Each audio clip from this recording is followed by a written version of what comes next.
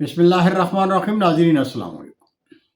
YouTube ادب channel قلم قافلہ پاکستان میں ہوں گل بخشان میں کلام شاعر بزبان شاعر مجموع کلام سوچ سفر سے آج کی غزل.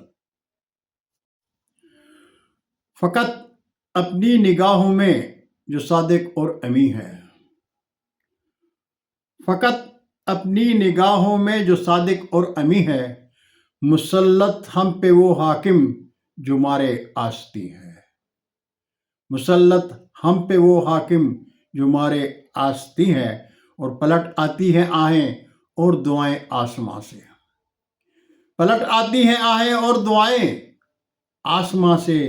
جھکی تو رب کعبہ کو اگرچہ گل جبی ہے، اور 76 سال سے لاشیں اٹھائیں دلبروں کی. 76 سال سے لاشیں اٹھائے 76 سال سے لاشیں اٹھائے دلبروں کی. جہاں سے دل چلاتا یوں لگے اب تک وہی ہے، اور ترازو کا بھی پلڑا جھک گیا مغرب کی جانب.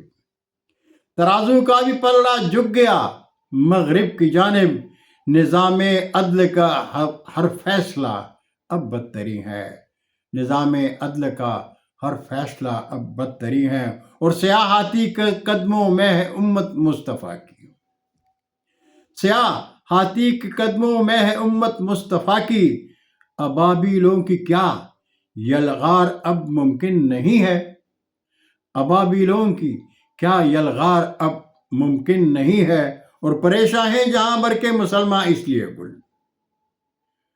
پریشاں ہیں جہاں بھر کے مسلمان اس لیے گل، کہ مثل کربلا اپنے وطن کی سرزمی ہے. کہ مثل کربلا اپنے وطن کی سرزمی ہے. فقط اپنی نگاہوں میں جو صادق اور امی ہے، مسلط ہم پہ وہ حاکم جو مارے آستی ہے. بہت شکریہ ناظرین.